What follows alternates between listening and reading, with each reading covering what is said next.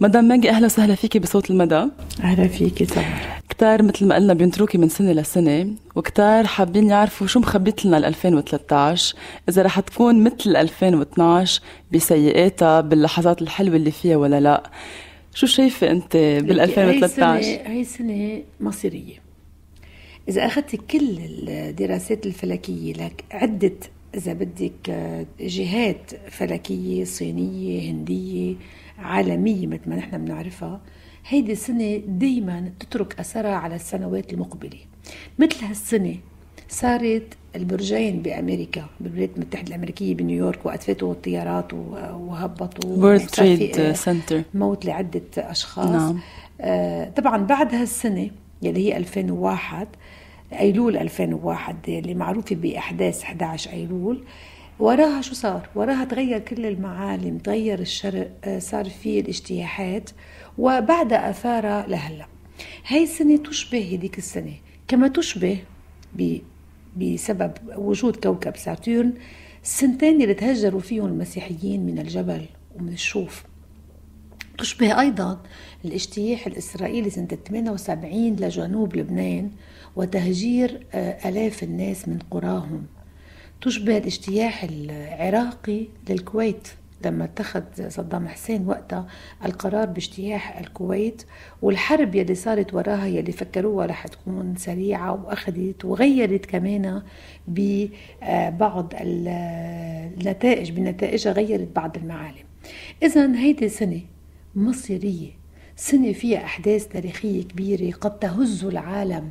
لا تستغربي، حروبا ببلدان بتفاجئك، اجتياحات في بعض البلدان، تهجير لبعض السكان، حروب أهلية واغتيالات وفضائح. هلأ رح تقولوا إنه شو هالحكي يلي بتحكي؟ نحن عم نمرق بفترة كبيرة من المخاض، يعني هالحقبة التاريخية اللي صار لها كذا سنة رح يتذكروها الأجيال ويدرسوها، يتذكروها على مدى سنوات جاية، وانت بعدك فيها. فقط بقدر اقول انه السنة في كوكب بطل بالمواجهة يلي هو ساتورن، كان عامل مربع، يعني كانت السماء فيها 4 مربعات.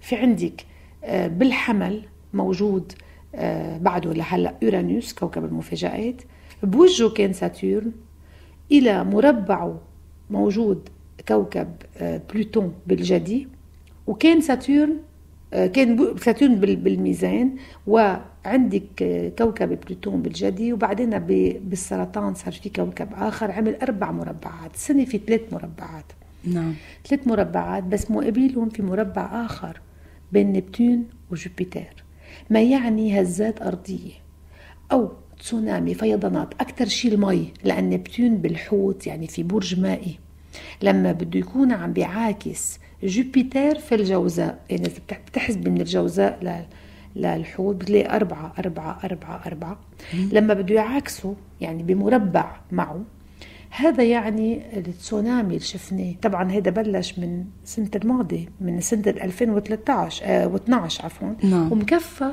لحزيران 2013. إذا بتشوفي هالمشهد الفلكي شو بيعني؟ بيعني مشاكل وكوارث. نحن كان سنة الماضي اسمها الكتاب غضب الطبيعة وثوران البشر. شفت البشر كيف شفتوا المظاهرات اللي عم بتشوفوها في كل مكان في العالم. نعم. حتى هلأ في مصر العالم بالشوارع، عم تشوفوا العالم بالشوارع والمظاهرات والهيجان الشعبي بدل الهيجان حتى الثوران، يعني بمعنى الفوران أو الثوران. والطبيعة شو صار هلا بنيويورك بالاخر لما الفضائح، انت بتعرف شو صار في فضائح هالسنه وبعدها عم تستمر لحد هلا، والمحاكمات المذهله. سنة الجاي لن تشذ عن القاعدة. 2013 فيها ذات الشيء، رح تشوفي بعض الأنظمة تسقط، بعض الأقنعة من بعض الناس، محاكمات لأشخاص يعني مذهلة مثل اللي صار واللي حكيت نعم. عنه أنا قبل ما يصير بالكتب السابقة. يعني هي استمرارية ل 2012، هي استمرارية لل2000، بس بتكون أصعب بالصيف. رح تكون أصعب بفترة الصيف. أكثر شهر دقيق هو آب السنة المقبلة فلكيا، عم بحكي هلأ شو بيصير عمليا ما بنعرف. فلكيا شهر آب صعب كتير، وبين تشرين الأول وتشرين الثاني، يعني هدول الفترات هن الأقصى، مش يعني غيرهم ما رح يكون فيهم شيء، بس رح نشوف بركة انقلاب كبير أو بركة شيء مهم رح يصير بآب، ونتذكره سنة الجاي. نعم. فينا نبلش نحكي هلأ بالتفصيل عن كل برج؟ ايه اكيد. لكن السنة فيها مقسومة، نص السنة بتخدم ناس والنص الثاني بتخدم ناس تانيين حسب جوبيتر كيف بينتقل من الجوزاء إلى السرطان. يعني السنة ما في بالمطلق أبراج عندها حظ كتير، في أبراج عندها حظ، في أبراج نعم. بس الكل عنده حظ بفترة معينة والكل بده ينتبه بفترة تانية. من الأبراج اللي عندها تقريبا شفت أنا حظ مستمر أو أوقات جيدة هي السرطان، الحوت، الجوزاء، العذراء. أكتر شيء عندهم يعني إذا بدك سلاسة بالإجمال. هذا لا يمنع أنه في أشهر بدهم ينتبهوا وبدهم يكونوا على حذر، ما بيقدروا إلا ما يكونوا على حذر. سنة الكتاب في شيء كتير حلو، في مش بس توقعات فلكية، في صفات كل برج. كل ما تفتحي صفحة تقري صفات كل برج، يعني حسناته، سيئاته، أسراره، شو بيعمل.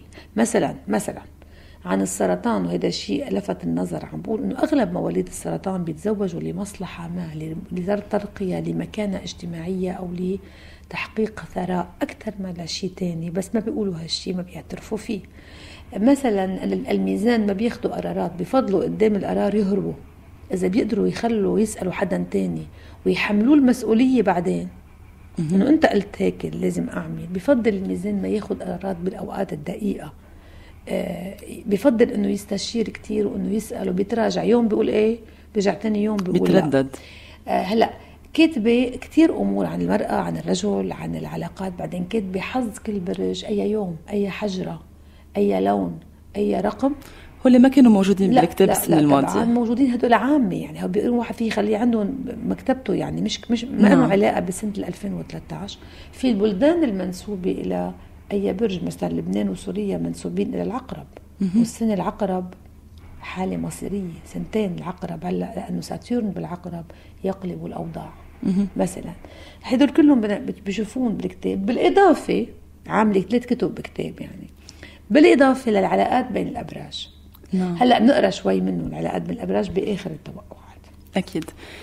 بالتوقعات بدنا نشوف انه الحمل مع الحمل تمشي، الحمل انتهت معاناته وطلع على افاق جديده، بينطلق واثق. اول 6 شهور مناخ مشوق، بيستقطب عروض، ارباح ماليه تجي عن طريق الاتصالات والكتابه والنشر والاتصال الجماهيري، يعني الاعلام، والتجاره والسفر. مع قدوم الصيف بخف الوهج وبيدخل مرحله دقيقه تنظر بتراجع مهني أو صحي أو معنوي، خاصة بين تموز وآب، وبتشرين الثاني وكانون الأول. عاطفيا الحب على موعد معه إذا كان خالي، بيرتبط بشخص استثنائي خلال أول 3 أشهر من السنة، بس بينخاف من ضغوطات عائلية تؤدي إلى فسخ هذه العلاقة بآخر السنة. في تغيير عند الحمل، مكان إقامة، شراء منزل. الفترات العاطفية الأوفر حظا توقع بين أواخر أذار ومنتصف نيسان، بعيش قصة حب استثنائية. بين 27 حزيران و 22 تموز فيها مفاجأة حلوة، عملية إبداعية أو إطلاق جديد. بين تشرين الأول وأول تشرين الثاني حب في الخارج أو مع شخص أجنبي أو زواج أو ارتباط وثيق. برج الثور سنة التغييرات الأساسية والجذرية والانقلابات، بيضطر لياخد قرارات مهمة الثور السنة، بس بدي طمنه إنه هالسنة مقبل على ازدهار، وإنه الفرص المالية بتتوافد له كل السنة، بس بتكون أكثر وعد بالنص الثاني، مثل ما شفنا إنه في ناس نص الأول غير النص الثاني. بس كمان الثور عنده شراكة قد تفسخ، في عنده قرارات مهمة موجعة يمكن ياخدها بين أول السنة وحزيران، أو بيعاني من وهن صحي، بعدين بيرجع بيطلع طلوع بتموز، عنده تقدير ترقية ربح استثنائي بآخر 5 أشهر. عاطفيا سنة ممتازة، بيخطط لحياة جديدة، يذهب نحو صداقة حلوة، يبحث عن الحب الحقيقي إذا كان خاليا، خاصة بالنص الثاني. في فرصة استثنائية تقود إلى التخلي عن علاقة سابقة إذا كان عم بيفكر بهالشي.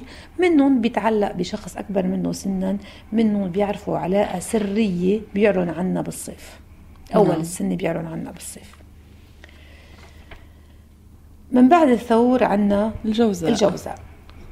الجوزاء بيدخل سنة من التجديد والإنجازات. الفترة الذهبية عنده هي كل السنة منيحة مثل ما قلنا بالأول للجوزاء. الفترة الذهبية بتوقع بين كانون الثاني وحزيران.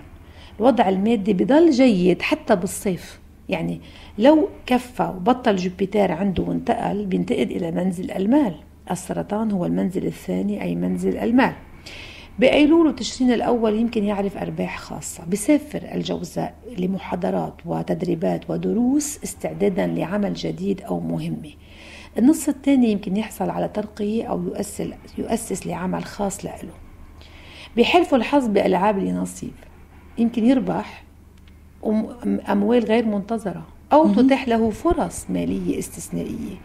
بعض مواليد الجوزاء رح يأسسوا لعمل خاص لهم بهالسنة أو يباشروا بعمل مستقل، بس بدهم ينتبهوا من مشاكل قضائية ودعاوى غير متوقعة.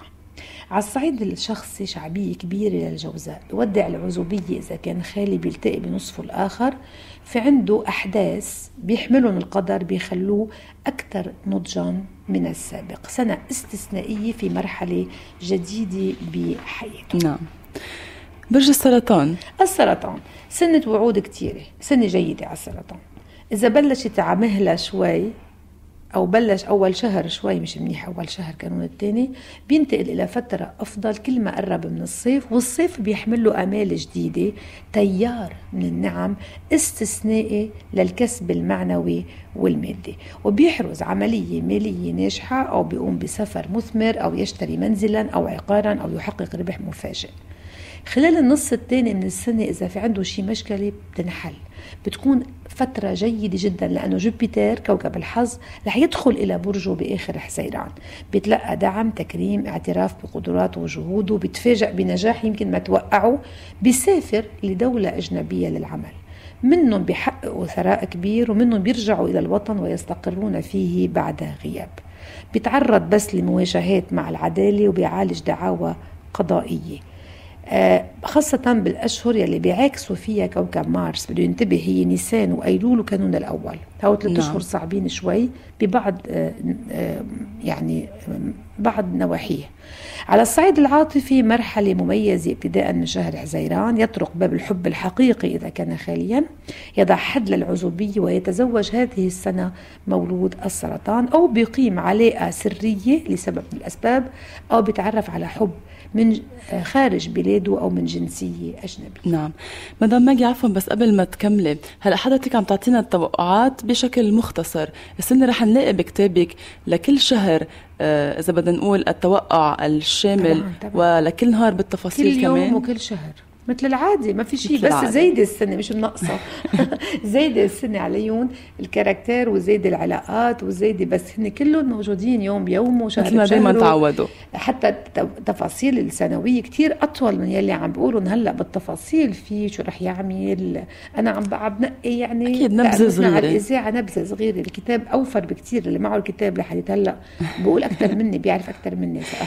على كل حال رح نتابع أكيد مع الأبراج اللي باقية، وأكيد في عنا بعض الشخصيات حابين نسألك عنها يلي هلأ كتير عم بتسلط الضوء عليها. ولكن تسأليني عن شخصيات أنا ما ببصر، مش نبصر، بس من خلال أبراجهم. خلال أبراجهم بيشوفوا برجهم، بس أنا عادة ما بعمل ولا بصدق إنه في حدا بيعرف شو بتعمل هالشخصية، ولا بقبل إنه حدا يطلع يقول فلان بده يصير له هيك، فلان بده يصير له هيك. ما حدا بيعرف شو حدا بده يصير له. الأفلاك هي دراسة توجهات حسب برجك، والدراسة الشخصية بتنعمل أمتين خلقتي وكيف، ويعطيكي تندانس كمان، بيعطيكي التوجهات. مش رح يتفركش على الزروب الفلاني أو حدا بده يقتله أو بده يختله أو بده ينتبه، لا، نحن بنعطي شيء عام، بنقول أمتين فترة جيدة حسب برجه. أما هديك الموضوع فعندي أنا مرفوض. هل توقعات تنطبق على كل الأعمار ولا؟ إيه طبعا مش اللي عمره شهرين ما عنده استثمارات. يعني نشرح شوي بس هالفكرة للناس، إنه بما إنه أول السنة عم نحكي عنه، إنه في ناس بتسأل تنطبق على النساء والرجال، تنطبق على كل الأعمار. هذه برج يعني حسب وقت خلقتي، بس طبعا كل واحد حسب ظروفه.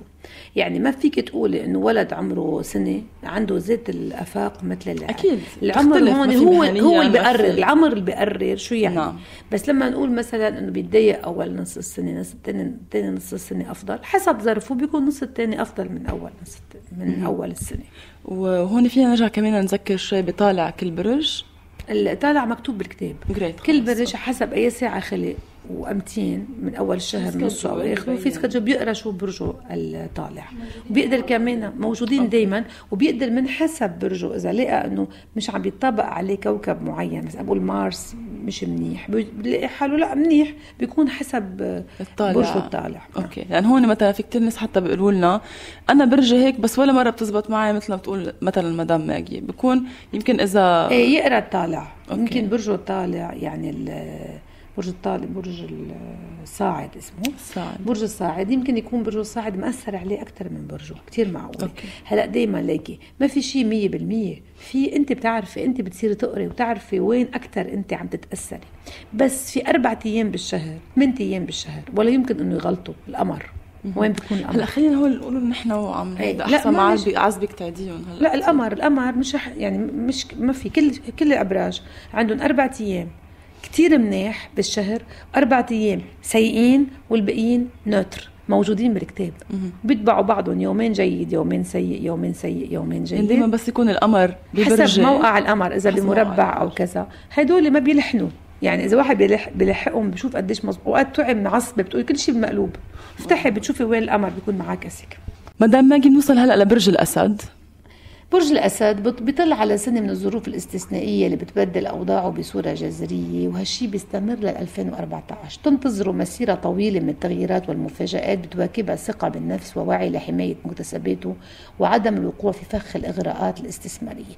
هالسنة بدي أقول له للأسد هي محطة في حياته، يعني بعد 2014 هي غير ما قبل 2013. عنده سنتين هلأ، خاصة هلأ دغري مواليد الدائرة الأولى. لازم يتفادى التجاذب مع وعود مشبوهة بين كانون الثاني وأواخر حزيران. يمكن يضطر يرضخ لإرادات أخرى ومراجع سلطوية تزعجه. النص الثاني من السنة بتحمله تغيير عمل، تغيير منزل، تغيير موقع، تغيير وضع اجتماعي. يمكن يسافر، يتبلور مشروع في السافر بالخارج. دخول جوبيتر إلى برج السرطان بيعرضه لمشاكل عائلية بأواخر شهر حزيران لآخر السنة، بسبب إما إرث أو أوضاع مالية معقدة، أو بسبب صحة أحد المسنين. إنما في عنده وعود، خاصة أول 6 أشهر من جوبيتر وطوال السنة من أورانوس، يلي بيحملوا له مفاجآت ومغامرات لن ينساها. عنده أوساط مهمة، ثقافة جديدة، اطلاعات جديدة. الحياة العاطفية بتوهب الأسد فرص كتيرة بتدفعه لجديد بالنص الأول من السنة، وحتى كمان بتموز وتشرين الأول وتشرين الثاني. بدي أقوله للأسد إذا ما كان مرتاح مهنيا رح يكون مرتاح عاطفيا، ورح يوجد الرومانسية اللي بيرغب فيها، ويمكن تتوفر فرص عاطفية في بلدان غريبة وبتشدوا علاقات غير اعتيادية أو غير كلاسيكية. المرتبطين رح يعرفوا ظروف جيدة ومستجدات وسفر. هاي سنة منا عادية، نرجع منقول له للأسد. هلا نوصل لبرج العذراء يلي قلت انه من الابراج المحظوظين اذا بدنا نقول هالسنه. سنه محظوظين العذراء، عندهم سنه بينتهوا من اعباء كثيره دامت سنين، يعني وفرضت عليهم ديون ومترتبات عديده. سنه بيسجل تقدم باوضاعه، بيحتل مكانه افضل في عمله. لحديث شهر حزيران يمكن يضطر انه يتروى شوي، يصبر شوي، بعدين خلص، بعدين بينتقل لفترة جيدة جدا مشوقة، بيبني صداقات جديدة، بيعرف ارتباطات مهمة، بيحقق نجاح بعد سنوات تأرجحت بين المعاناة والانتظار. بيلاقي نفسه قدام ظرف دقيق ربما بين شباط وآذار وبين حزيران وتموز. بعدين بيشوف انه هو عم تنفتح قدامه أبواب خارجية ويقابل جهات فاعلة ويحقق أرباح مالية. أوضاعه العاطفية بتستقر، بيتخلى بالنصف الأول عن علاقة أو ارتباط أو قصة مع عادة بتلائمه.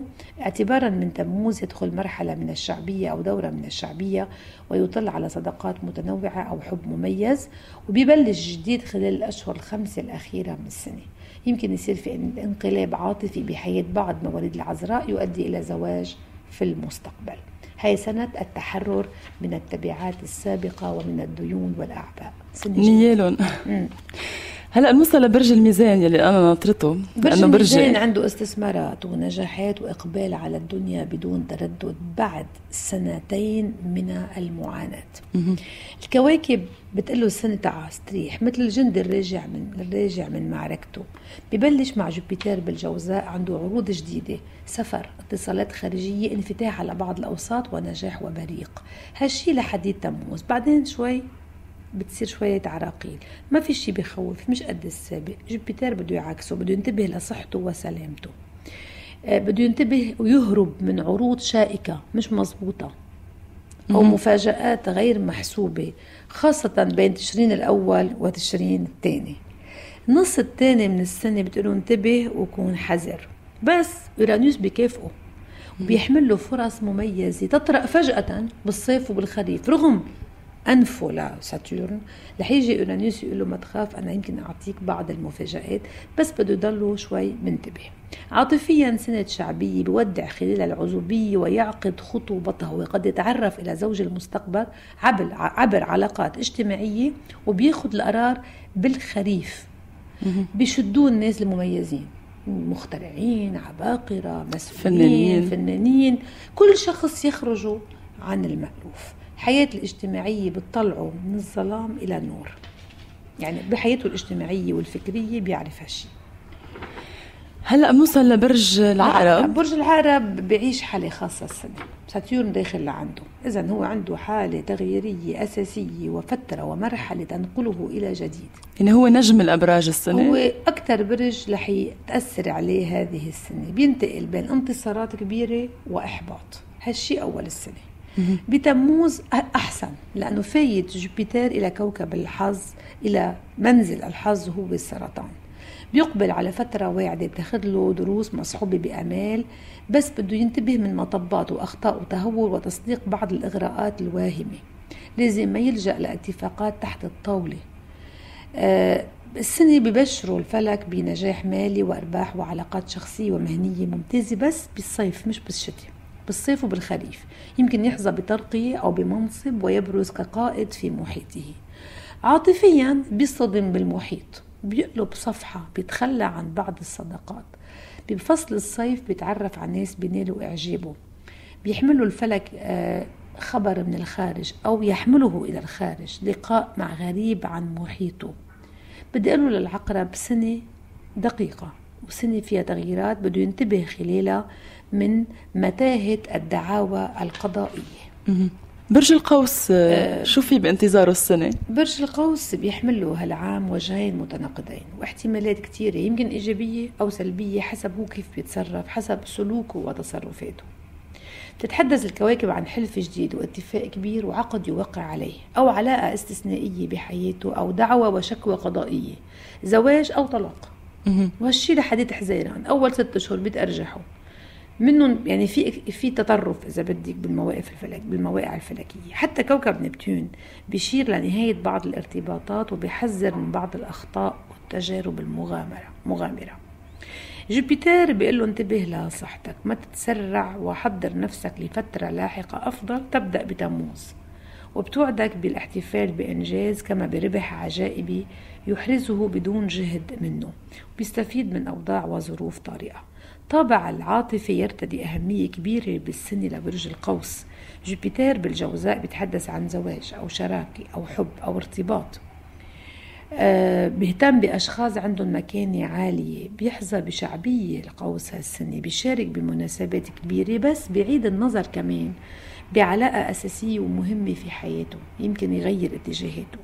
هالسنة بتحمله تحديات وتغييرات وتقلبات، كمان بتوعده بأرباح غير منتظرة، مفاجآت تخرج عن المألوف بذات الوقت يعني. وبالنسبة لمولود برج الجدي انتهى من المعاناة، مثل الميزان ومثل الحمل ومثل السرطان. انتهى من مرحلة فلكية قاسية ودقيقة يلي عبر خلالها إلى موقع جديد. لملم الجراح الآن، بلش وسار نحو تنفيذ الأهداف والمخططات. بتغير الأسلوب، بيسيطر على قدره وبيدرك أولوياته، بيتخلى عن بعض الواجبات الضاغطة. هلأ كل شيء بيتعلق بأعمال عائلية، ممتلكات مشتركة أو عائدات مهم بهالسنة بده يناقشه. بيسجل نجاح بكل مهنة إلى علاقة بالعقارات والفنادق والمطاعم والمقاهي والنوادي الليلية، كما كل شيء بخص التكنولوجيا. بيدعموه السنة، بيلاقي دعم من قبل متعاونين وأصحاب. بيطرأ خلاف مع أحد المقربين بسبب تغيير بأسلوبه ومنهاجه. جوبيتر بيدعمه بالنصف الأول، بس بيحذروا من مجازفات مالية خطيرة بالنصف الثاني، ممنوع بين شهري تموز وآب وبشهر كانون الأول. أول السنة أحسن من نص الثاني. هلا في تغييرات بتصير بالنص السنة، يعني بين الصيف والخريف، بتقررها سلطات قادرة أو حكومات يخضع لها الحمل مرغبا، وقد تسبب ببعض الخسائر. عاطفيا سنة مميزة من التغييرات الأساسية والجذرية. شعبية الجدي بتزداد كل ما اقترب من فصل الصيف. قد يشفى من جرح ويطوي صفحة ويلتقي بالحب ويتوصل إلى الحصول على ما يتمنى. جدير بالذكر أنه كوكب فينوس بيزوره أول السنة وبنهايتها، عنده شيء جدي أول السنة ونهايتها. هو بيظهر فينوس من البرج بعد شهر، السنة قاعد عنده أكثر من 5 أشهر. يعني بيتغير مصيره العاطفي بآخر هالسنة. نعم. وبالنسبة لبرج الدلو، دلو هاي بداية مرحلة ونهاية مرحلة. الدلو مثل الأسد، مثل العقرب، مثل الثور شوي، عنده مجالات تغييرية وانقلابية بحياته. داخل على فترة مهمة كتير. قد يشعر بالاضطراب والحيرة بأول السنة أمام متغيرات بتوصلوا لآفاق مختلفة. بيحصل على عروض واتفاقات ما كان يحلم فيها. بيضطر للانسحاب من مواقع كانت لحديث هلأ مهمة بحياته. يمكن تطرأ انقلابات بالنص الأول من السنة بيستفيد من نتائجها. بيدعموا جوبيتر لمحاصرة إشكالات ساتورن لحديث شهر تموز. بيستفيد من بعض الظروف، بيخوض نشاطات مهمة. بعد تموز بده ينتبه، لأن ببلش في عنده معاكسة فلكية من جوبيتر ومن ساتورن. هلأ بيكون نجم، هو الدلو السنة نجم محل ما راح. بيستعذب تغيير يطرأ ويفرح بمنصب بين إشباط ونيسان مثلا، وبين حزيران وتموز، خاصة إذا كان عم بيشتغل بمجال خلاق مثل شأن إعلاني، سياسي، فني، أو عالم الاتصالات والموضة والأناقة والجمال. بحقق أمنية كتير غالية. بس بأواخر حزيران ضغوطات، مسؤوليات شاقة، ويمكن يتعرض لفراق أو انفصال أو إرباكات في العمل أو فسخ لبعض العقود. بده ينتبه من منافسة. لحسن الحظ أنه أورانوس رح يدعمه طوال السنة. ببشروا أوقات فجأة، بفاجئوا بترقية، بنجومية بمحيطه، بنجاح يتخطى حدود بلاده. على الصعيد الشخصي شعبية كبيرة، أضواء بتسلط عليه أول 6 أشهر. يلتقي نصفه الآخر إذا كان عازبا، وقد يذهب بعلاقة ناشئة ولدت في السنة الماضية ب2012. إذا صار عنده علاقة يمكن يصير عنده زواج أكيد في هذه السنة. بس بده ينتبه من خيبات ابتداء من تموز، أوضاع محبطة وتناقضات بالمشاعر. وأخيرا مع برج الحوت. الحوت السنة عنده حظ. السنة الحوت ساتورن داعمه، جوبيتر رح يرجع يدعمه أكثر بالصيف. فترة الصيفية هي فترة ذهبية لمواليد الحوت، تستمر لآخر السنة. بينطلق واثقا بدون خوف، بيعوض عن خسائر سابقة، يبني من جديد، يتعلم جديدا، ينتقل إلى أوساط مهمة، يكتشف قدراته. بس بده ما يصدق مخادعين بأول السنة أو متطفلين، خاصة أول 6 أشهر. بنبه الفلك لنزاع محتمل بالمجال العائلي ومشكلة قضائية تتطلب تسويات. بس لما يروح جوبيتر إلى السرطان بأواخر حزيران بيصير عنده شيء جديد. يبني عائلة، يزوج أحد البنات أو الأبناء، بيعرف جديد، حمل ولادة بالصيف والخريف. يمكن يغير مكان إقامته، يباشر بمشروع مميز، أو يعيش قصة حب غير اعتيادية. إذا كان عنده مرض بيعرف علاج عجائبي وكتير منيح بالنص الثاني من السنة. بيستثمر بوسائل الإعلام الإلكترونية، راديو، تلفزيون، إنترنت. بيلتقط الفرص بالوقت المناسب، بشدوا عالم الصحافة، الإعلام، الشأن العام، حتى أنه يطرق باب السياسة. عاطفيا فترات متقلبة، بيطلع على تغييرات جذرية. قد يقع في الحب إذا كان خاليا ابتداء من فصل الصيف، وبتاخذ حياته الاجتماعية، بتتخذ حجم أكبر بفصل الصيف وفصل الخريف. يمكن يسترجع حب قديم من بعد فترة، أو على العكس ينهي علاقة مزمنة ويتخلص من ارتهان. بدي أقول للحوت قليل من مواليد الحوت بيتزوجوا السنة، كتار بيتعرفوا على شريك المستقبل، بس الزواج قد يكون أكثر احتمالا بالسنة اللاحقة، أي 2014. هي سنة الارتقاء الشخصي والروحي لمواليد الحوت. يعني بعد هالجولة المقتضبة والسريعة على سريعة الأبراج سريعة سريعة. هو نحن قد ما نحكي طبعا بضلوا الناس حابين يعرفوا تفاصيل أكتر. تفاصيل بالكتاب طبعا. التفاصيل بالكتاب مثل ما كنا عم نقول. بس كمان قبل ما نختم لقائنا مدام ماجي، بعرف انه اشتغلت كتير على الكتاب، أخذ كتير من وقتك وكنت مضغوطة كتير بالشهرين اللي مرقوا. هلا أكيد ارتحتي، يعطيك العافية. يعني بس هلا بعدني عم بعمل مقابلات، يعني شوي الراحة، بعد ما برتاح قبل نص كانون التاني. يعني هلا كلهم أكيد بيكونوا ناطرين. كون بلشت أفكر بكتاب التاني من هلا من 2013 من أولها؟ من أولها، مش أولها برتاح شوي برجع بعمل أكيد البلان لكتاب بياخد كتير شغل. نعم.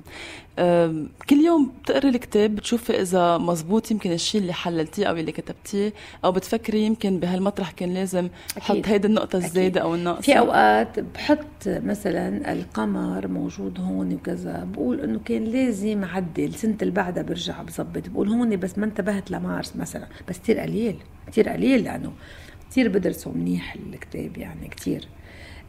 في عنا مثلا مرة بالسنة كل برج عنده يوم بالسنة إذا بيطلب فيه بيحقق طلباته وأمنياته. كيف بيعرف أي يوم؟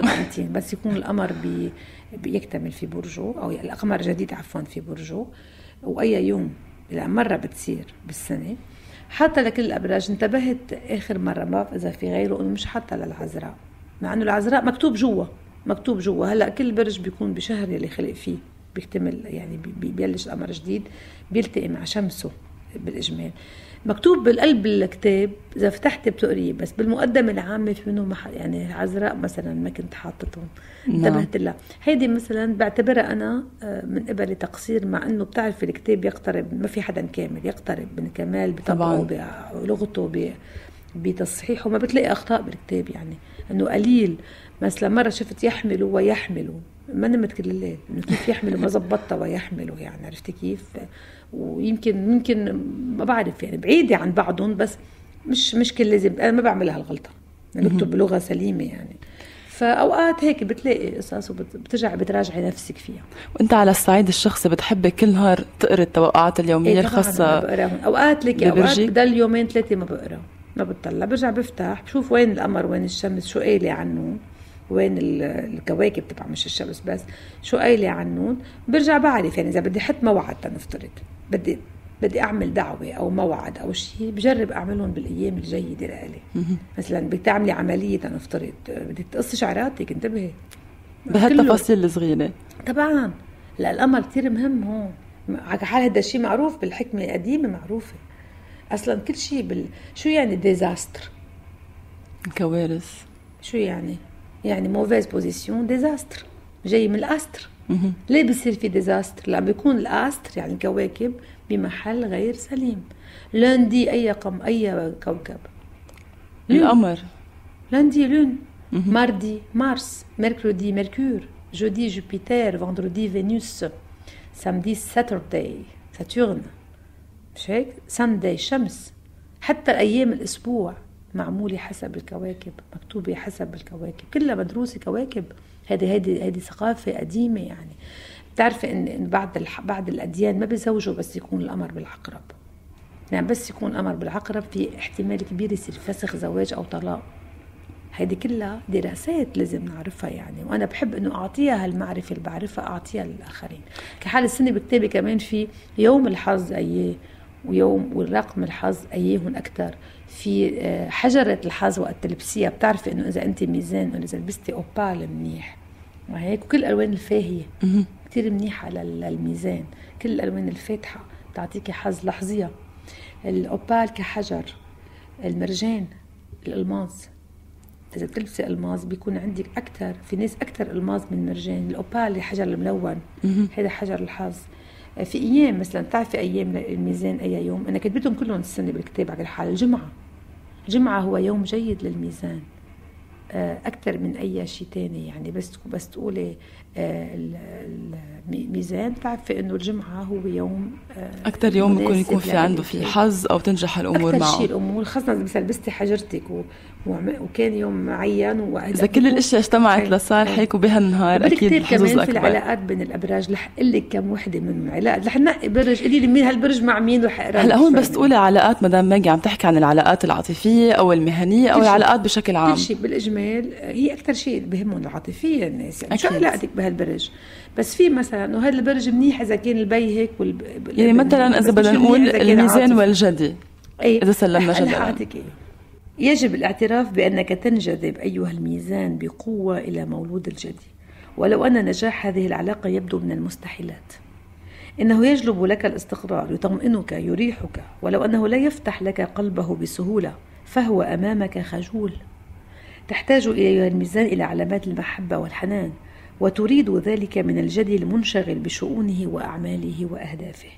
إذا أحببته فيجب أن تذهب أنت في اتجاهه، لا أن تنتظره يأتيك بعلامات الحب. العلاقة الجنسية هائلة بين هذين الاثنين، ولكن الجدي يبدو متطلبا أكثر من الميزان الذي يفضل العلاقات الاجتماعية والصداقات.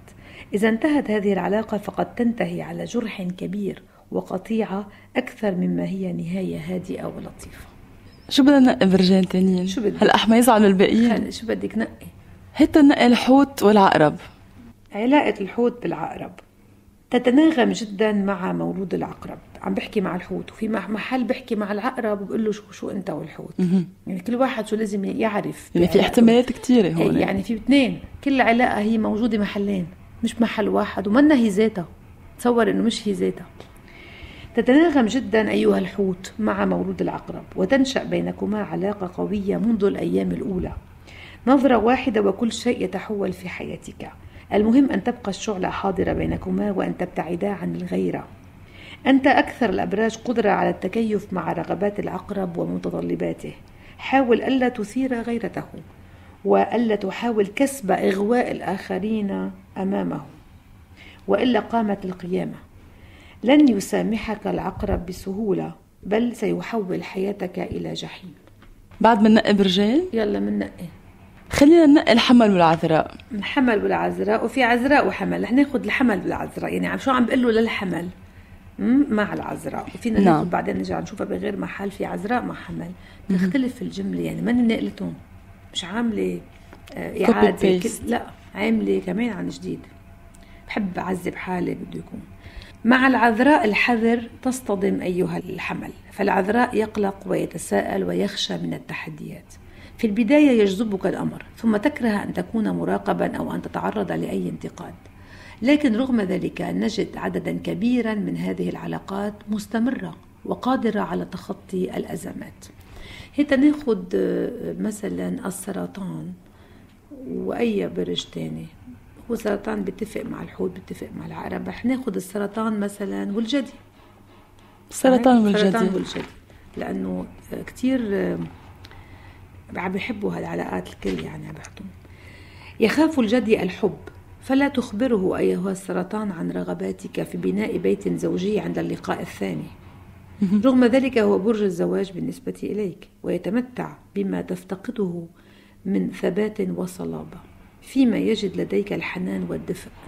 لا تعرقل طموحاته ولا تنتقد أعماله وحبه للعمل، فالنجاح ضروري لاتزانه.